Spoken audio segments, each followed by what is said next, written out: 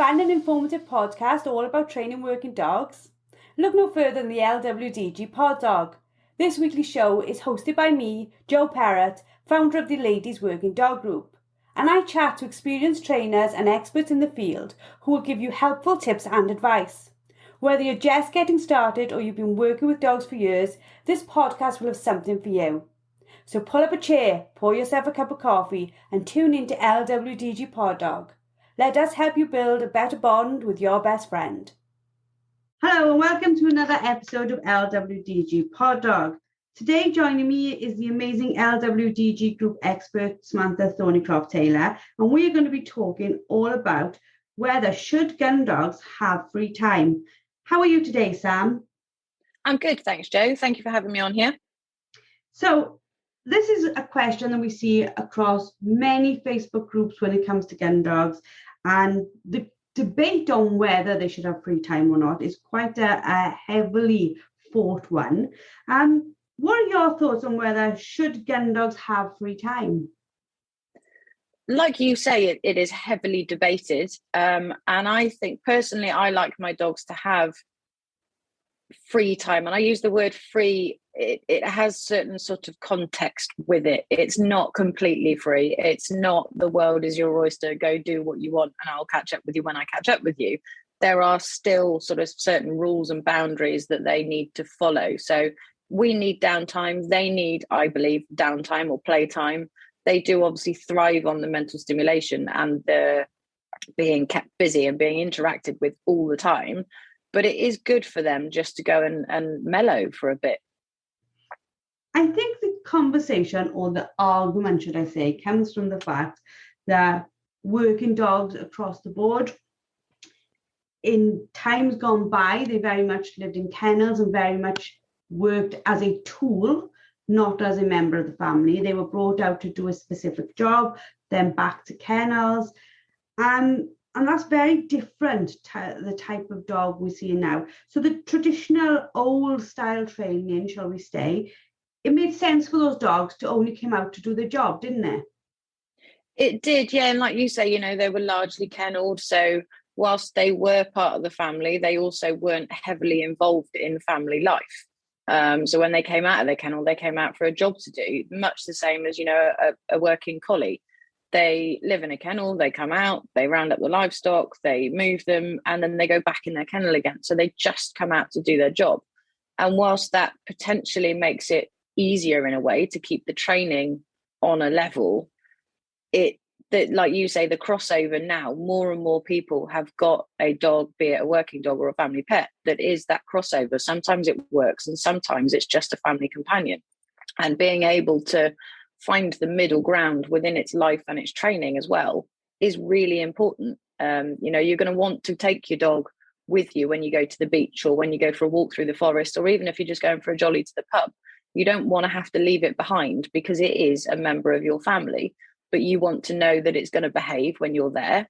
And you want to know also that you're going to be able to have a conversation with your husband or your wife, your partner, your children, and that they're not going to get really annoyed because your mindset is, well, I'm with you, but I can't talk to you because I've got to wholly put 100% into my dog at all times.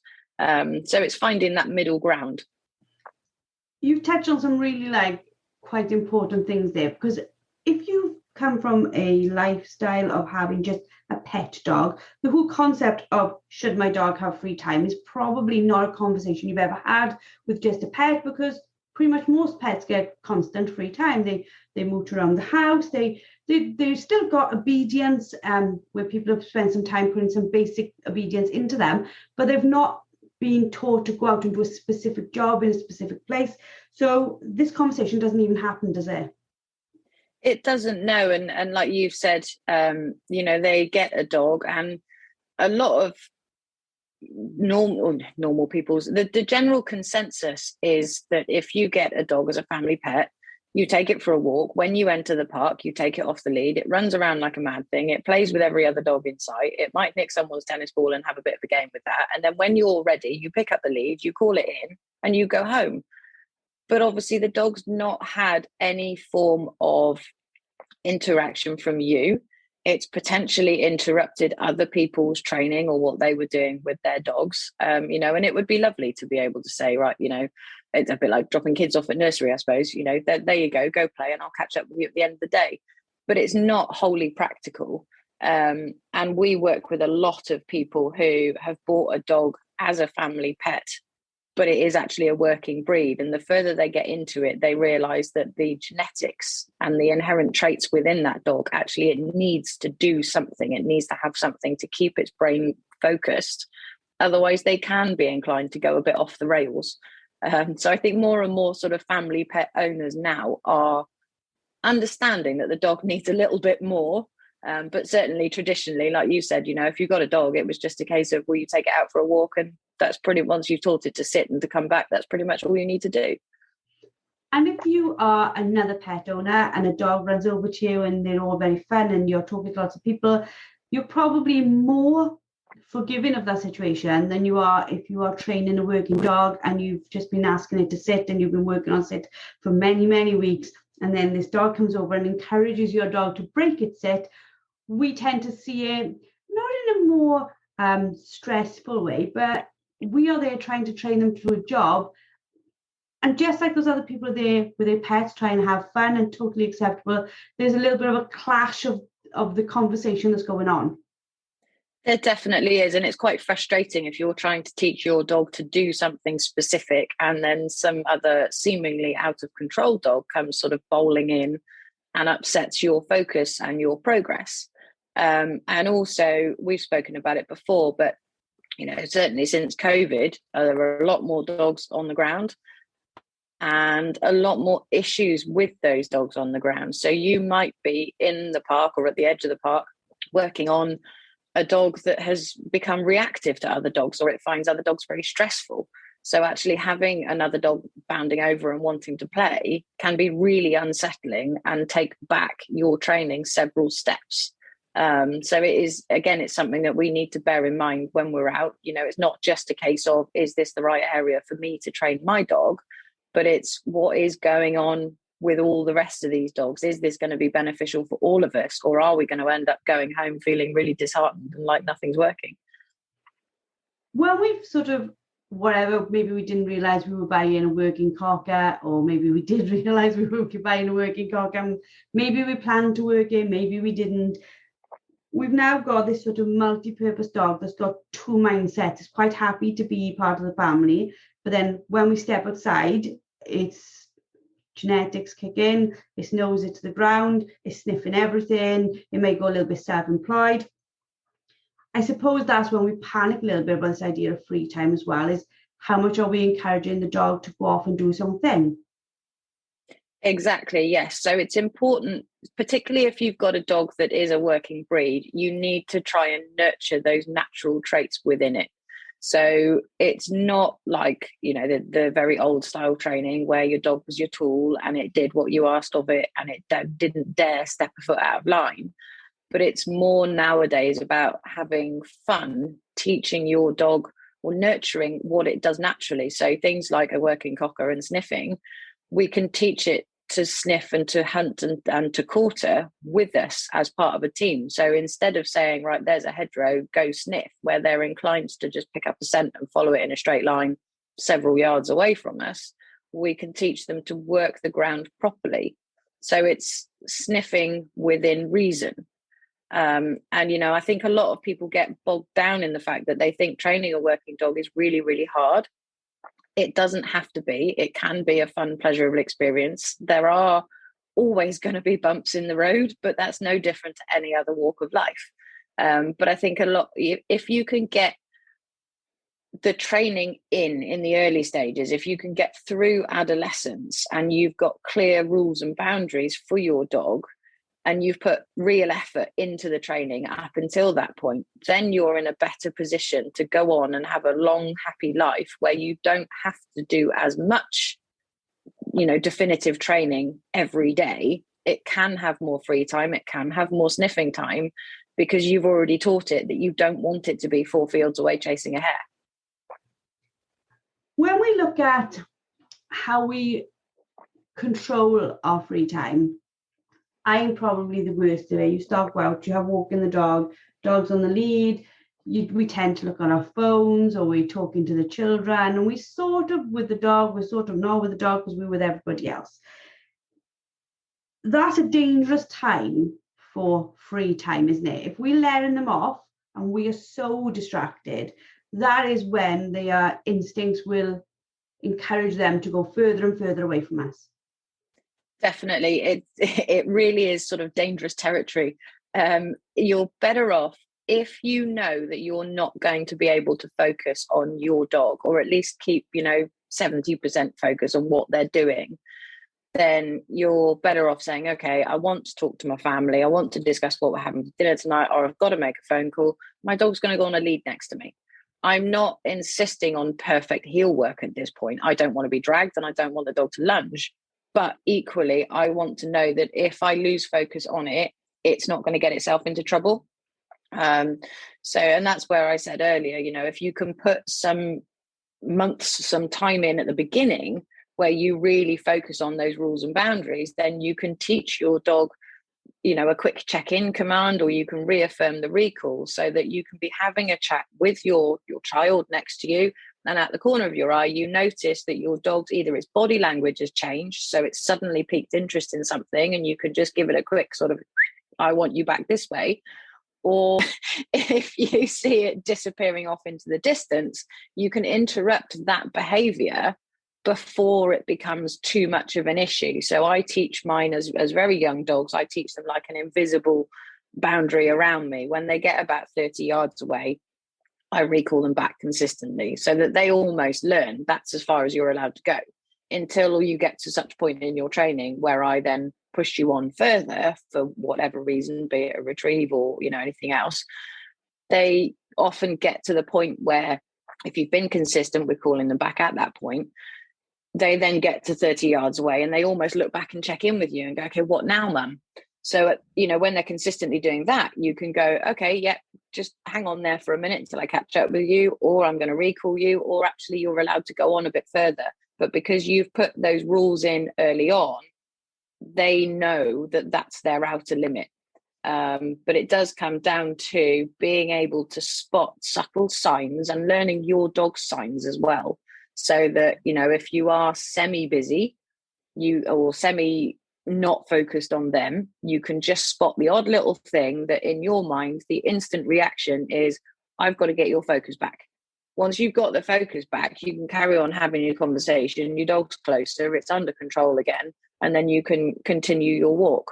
But body language is a massive thing. So what we're sort of talking about here is, yes, giving your dog free time, but manage free time. And I suppose it would be very similar if we think about it. It doesn't need to be a and or, like no free time, total free time. There can be this managed free time in the middle where the dog can enjoy itself, but we can ensure it doesn't get into trouble. So we've got that conversation to have in our own minds within the gundog working community. But then there's also this conversation to be had of when we are out in a park and we have those lovely, well-meaning people who say to us, oh, let your dog run round, let it go riot. You're being cruel to your dog, not letting it run round and go riot. We have to be strong on that conversation as well.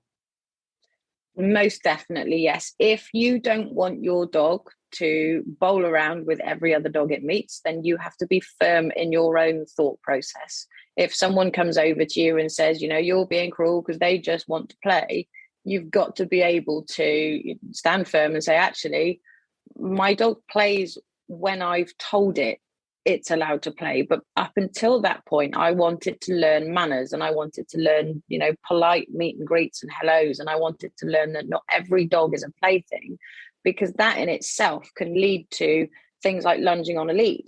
If your dog has learned that it plays with every other dog it sees, as you then walk into that park with your dog on a lead next to you and it sees another dog in the distance, it's going to be desperate to go and play with it. So we want to teach our dog. There are times where I say, go on, go and have a quick play, run off some steam and have some fun. But as a result of your dog being polite first. Yeah. The other conversation that I see a lot around free time is, it's a very interesting conversation, is, do I give free time and then train, or do I train and then give free time? Now, for me, with my dad, we always had a sort of plan. I never questioned it at the time because obviously I didn't have the information I have from a community. It was just me and dad. And it used to be literally open every kennel door. They would all charge out, and I mean charge out like a pack, hurtle across the yard, out into a field. They would empty themselves in a corner, go to toilet, run around mad, back to the kennels. They would all go straight back into their own kennels. They knew which kennel they were meant to be in. And then we'd shut the doors. He would pick up the lead, and they literally changed. And it was literally like, oh, now we train. So never barging out of doors. He would open a door, they'd all sit. It was like that lead meant something to them, which meant we're changing our style now. Is that what we're looking for? Is where we say to a dog, this, in this boundary, this happens, but in this boundary, this happens. Again, there's a crossover. So many people are in the same mindset as you've just described. It's either pure free time or it's 100% focus time. And one of the biggest problems I hear from people that come to me for lessons is, I haven't got time to train and walk my dog. And I've got two answers to it. One is that you can do both. You can have a training walk. So you can do either a walk where you're going from A to B, or even a loop around and you're doing bits of training the entire way, or you can do it so that you do a bit of focus, a bit of training, and then you let your dog have controlled free time, and then you bring it back and revisit a different element of training. But it's always worth bearing in mind, and there was a study done fairly recently, and it proved that 20 minutes of mental stimulation is equal to an hour of just pure physical exercise in terms of tiring out the dog. So for people that say to me, I haven't got time to do both, I cannot dedicate enough time to physically exercise my dog on a walk and mentally exercise my dog on a training session, I'll say to them, well, actually, it takes far less time to just do the training. So if you're struggling with time, then I would advise doing training instead of a lovely long jaunt through the countryside. But if you want to combine the two, it is really a combination. Again, it's that middle ground. So we're doing bursts of training and bursts of free time, but still that free time is controlled. It's not 100% free for all. There are certain rules and certain boundaries that we've taught our dog as a younger dog that we expect it to follow. What you said there, I haven't read that study, but even from my own experience, you can take a dog just walking with you and they will naturally do their thing, they hunt naturally, etc. But don't ask them to do anything. Walk them for 6 hours. They can come home and they're like, let's go again. You take them out to a shoot. They have intermittent, controlled, not training because they're doing their job, but the equivalent of training. They're doing the same skills. And that night they will sleep like a log because, again, like you just said, it's asked them to work in a different way. It's asked them to work in a different way, and it's asked them to use their brain. And that's the key difference. If you take a dog for a 6-hour walk across the moors, it'll come home physically a bit tired, but its brain is often still going at 100 miles an hour. So, it's more likely, if you like, if it's your family pet in your kitchen, to realize that you've left the bin open or you've just nipped upstairs and there's a roast chicken on the side. Its brain will be sort of mulling over potentially what cheeky things it can get into. Whereas if you take your dog out for a 20-minute training session and really put it through its paces, test its knowledge, push it a bit further in its training, ask it to do several short bursts of different training, they often then come back and you see them and they sort of flop in their bed and they're like, whoa, wow, I might just have to mull this over for a bit. And they often then sleep for ages because their brain then is tired. So it's similar to us. We get to the end of the working day, if you spent the whole day in the office, 5 to 5 comes round and your brain isn't being practical anymore. It's not productive. You are literally just waiting for the clock to tick 5 o'clock so you can switch your computer off and go home. Same thing for a dog. Give it those 20-30 minute bursts of full-on mental stimulation and it's much, much more tired than it will be if you purely take it for a walk. Your example there of an office, I think, is probably the perfect way of showing it to people or explaining it to people, because you can have people who've literally walked 2,000 steps. I know for myself, I can sometimes look at my watch and it's basically like, you dead? I haven't moved, but I've been on the computer all day and I am absolutely like, please don't question me, don't ask me to cook, just let me alone. Whereas it's very different if you've gone out again. If I've gone out with the kids and I'm going to walk around the park, it almost reinvigorates me to just walk and have free time and do those things. So when our dogs are sort of running around doing their own thing, it's also exciting them and wind them up a little, isn't it? Definitely. It's also leading to more chances of them self-rewarding. And I think, again, that's one of the biggest areas of issue when people give their dogs free time. We have to remember that a dog's nose is far superior to ours. We've got something like 6 million olfactory receptors in our noses. Dogs have about 300 million. So they scent things further away. They scent things in a much wider parameters than we do. We might sort of walk along, someone's been spreading a field today, but the dog under its nose has got mice, rabbits, the dog that was there before, the bitch that was there a couple of weeks ago that was in season, a horse might have passed through. It's processing so many things all in a very short space of time. And if we give them too much free time and we allow them to get carried away with this sort of thing, they invariably end up following the scent, chasing the scent, ignoring things like our recall, and they're therefore self-rewarding, which leads us down the path of needing to correct our recall, explain to the dog that there are certain, not harsh or negative, but consequences to ignoring our commands in the first place. And the more the dog manages to self-reward, the more likely it is to do so. So if you've got a dog that you were giving free time when it was 4 months old and it didn't go that far away, but you didn't sort of get on top of your training there, when it gets older, bolder, more confident, it starts getting further and further away. It starts self-rewarding more frequently. And you then end up in position with a dog that actually a lot of the time you're almost scared to let off the lead, because as soon as you do, it's bounding for the horizon. So for dogs, their ability to smell is almost, I think, you were explaining there, I was thinking it's a little bit like people on TikTok, just tiny, tiny bits of information, many millions of them over and over and over, but that is just so rewarding, you just keep scrolling. I see my husband sometimes on TikTok. I never thought you'd be like the TikTok type person, and he's engrossed for hours. And then if you now sort of relate, you can see why a dog's nose down, finding all those little bits of information like all the time, is very, very rewarding and very distracting. Definitely, and your husband, if he's busy and engrossed on TikTok and you say to him, "Oh, darling, I think we ought to go out and buy a new wardrobe," the response to you is probably, because he's not really listening. He hasn't taken on board what you've said to him because he's so engrossed in what he's doing.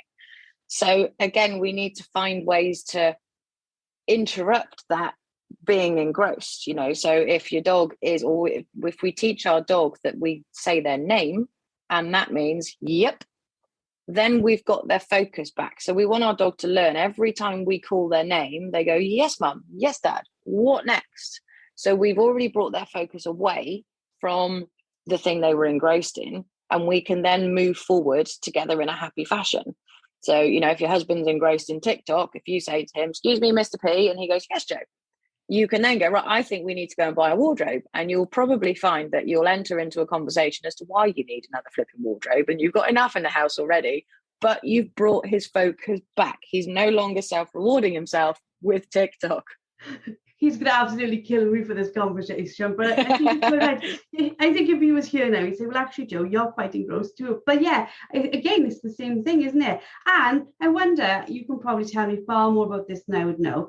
What happens if you've got more than one dog and they've got free time where they're just self-rewarding? Is that an even more worrying situation?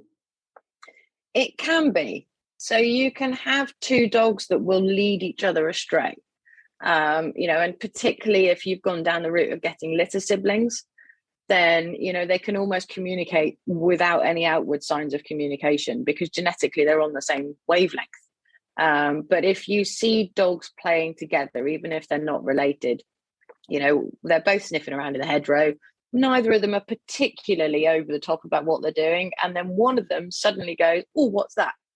Because its body language has changed, because it's suddenly piqued interest in something else, the other dog then goes, oh, what's he seen? So then you end up with two dogs focused on something that potentially might draw them away. And if one goes further away, but they've got backup of their, you know, their brother or sister, for want of a better description, then they're more confident to keep going. So I was asked the other day by a client, is it the right time to get another dog? And my response to them was, you only really want to consider getting your second dog when you're happy with the training and the place that your first dog is at. A lot of people believe that if they're struggling with training one dog and they're struggling potentially with keeping its interest on them and their focus with them, then a new puppy will bring it back. But actually the puppy will pick up the bad habits before the older dog picks up the good habits. So you then end up with two dogs that are too far away, out of control, and not listening to you. I mean, many years ago, I had an older dog who she'd easily reached retirement. She had paid dividends over the years, worked hard. And I used to take her out with the rest of my dogs, and I could be out with a group of sort of 10 to 15 dogs. And if she found something that was interesting, and I said to her, leave that, I quickly realized that every other dog I had with me picked up on, leave what? And so where I had one dog interested in something that I wanted to bring away from it, I then had 10 to 15 dogs going, oh, well, we're going to go and investigate this now. So actually I was better off almost ignoring the fact that she'd found something or quietly going over to her and drawing her away from it than I was alerting the other dogs to the fact there was something I didn't want any of them near. They're so clever, aren't they? You know, the fact that they picked up what was a leave command and turned it into a, that means there's something interesting command. It shows their level of intelligence. There's some fantastic masterclasses in the Society Squad on keeping the connection, walking with dogs, doing lots of recall, everything is in there. So if you want any more information on the topic we've been covered, you can look in there. Sam's got loads of masterclasses in there as well. But if they want to contact you directly, Sam, how should people contact you? So I'm either on your Facebook groups, or they can contact me on my website, which is language.gundogs.co.uk. It's got all my contact details on there. I'm on Facebook. Give me a call, send me a message. You might need to try a couple of times because I don't often pick up my phone when I'm out with the dogs, but I will eventually get back to you. But if you've got any questions, I would certainly love to hear from you. Well, thank you for an excellent podcast as always. And thank you to those listeners who are sharing images of them listening as they go to work or walking the dog. We do love to see you listening into LWDG Pod Dog. We hope you've enjoyed this episode and we look forward to seeing you all next week. Thank you for listening to LWDG Pod Dog with me, Jo Parrott. Now, we all know training a dog takes time, energy and patience, but our lives can be really, really busy. Don't worry, the LWDG has got you covered. Join us for our free planning workshop where we'll show you how to use short 10-minute training sessions each day to fast forward your dog's education. Our experts have years of experience in training dogs and will help you get started on the right foot.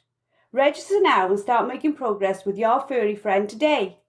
Go to our Facebook page, the Ladies Working Dog Group, and click on the pinned post or visit www.thelwdg.com.